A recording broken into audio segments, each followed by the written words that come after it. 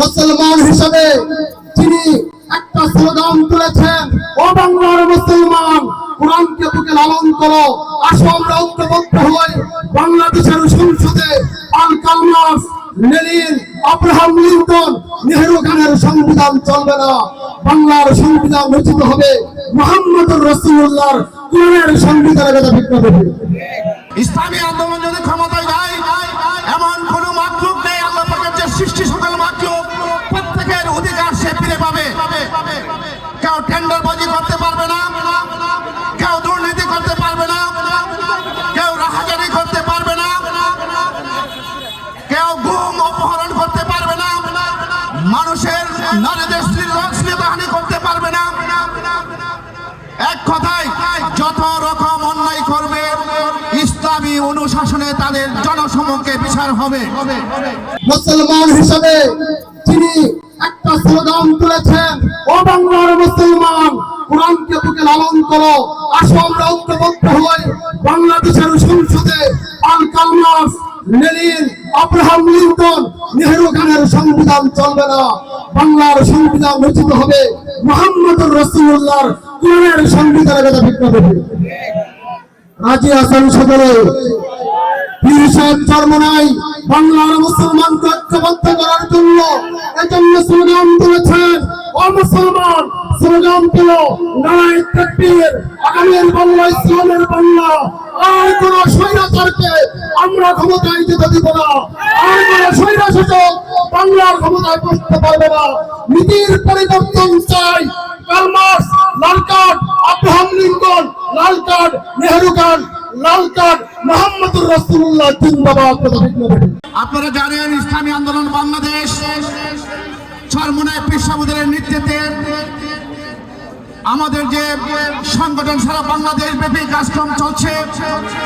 আমাদের লক্ষ্য উদ্দেশ্য সম্বন্ধে আপনারা জানেন। বাংলাদেশে তথাকথিত রাজনীতির বিরুদ্ধে রাজনীতিকে উপেক্ষা করে বাংলাদেশে একটি ইসলামী কল্যাণকর রাষ্ট্র প্রতিষ্ঠার জন্য ইসলামী আন্দোলন বাংলাদেশ আমিরুল মুজাহিদিন তার নেতৃত্বে বাংলাদেশে কাজ করে যাচ্ছে। আজকে উত্তরা পশ্চিম তারা আপনারা জানেন এই গুণ ইফতারের মাধ্যমে একটি মেসেজ দিতে যাচ্ছি উত্তরা পশ্চিম তারা সকল শ্রেণী পেশার মানুষকে, আসুন বাংলাদেশে যেভাবে তথাকথিত রাজনীতিবিদরা রাজনীতির নামে তারা নিজেদের পকেট তৈরি করছে, নিজেদের আখের গুছাচ্ছে, এই তথাকথিত রাজনীতি থেকে বের হয়ে ইসলামী ধারার রাজনীতির মাধ্যমে বাংলার প্রতিটি মানুষকে যার যার অধিকার, যার যার বাক স্বাধীনতা, প্রত্যেকটি মানুষের স্বাধিকার ফিরে পাওয়ার জন্য ইসলামী আন্দোলন কাজ করে যাচ্ছে। ইসলামী আন্দোলন যদি ক্ষমতায় যায়, এমন কোন মাখলুক নেই, আল্লাহ পাকের যে সৃষ্টি সকল মাখলুক প্রত্যেকের অধিকার সে ফিরে পাবে।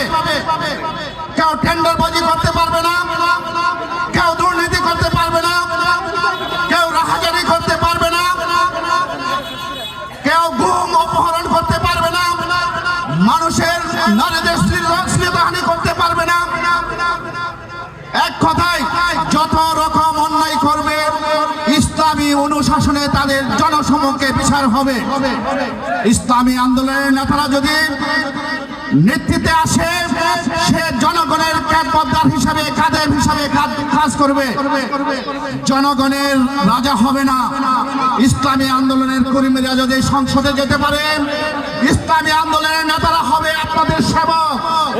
একজন কাদেমদার হিসাবে যে যা প্রাপ্য তার সশরীরে উপস্থিত থেকে প্রত্যেকের অধিকার প্রতিষ্ঠা করার জন্য খাদেমরা কাজ করবে।